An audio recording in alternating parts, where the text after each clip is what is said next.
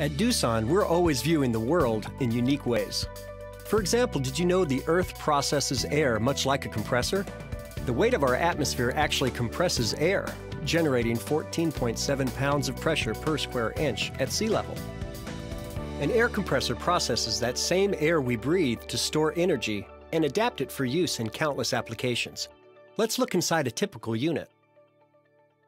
Ambient air enters a compressor through a filtered intake which removes dust and dirt.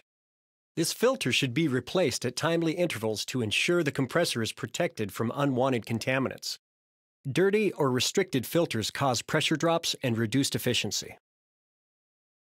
Filtered air continues through sealed piping to an inlet valve that controls the volume of air reaching the air end and prevents oil from reversing towards filters after shutdown.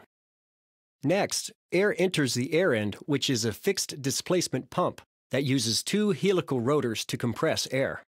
As the rotor screws turn, they form a partial vacuum which sucks air into the helical rotors.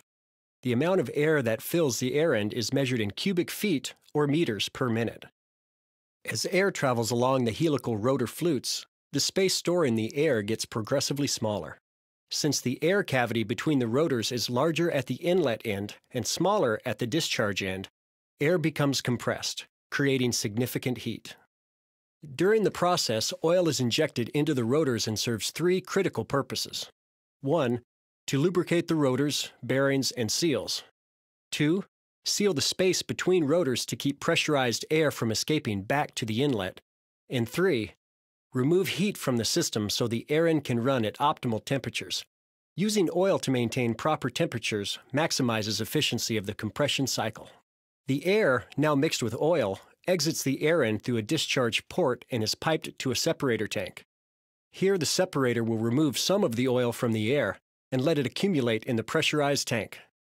The tank acts as a reservoir as well as an oil service and fill point for maintenance. A sight gauge mounted on the tank's side allows an operator to quickly check the oil level. Next, hot oil flows from the bottom of the separator tank and through the oil temperature bypass valve. If the oil is too hot, it moves through a cooler to lower the temperature.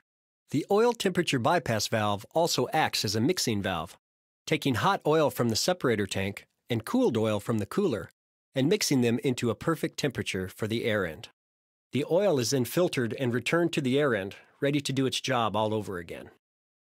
Back at the separator tank, the air is almost ready for use. Air exits the pressurized tank and passes through an element filter which reclaims most of the remaining oil from the airstream. The air is then piped out of the compressor to the service air valves where it can be used for thousands of applications.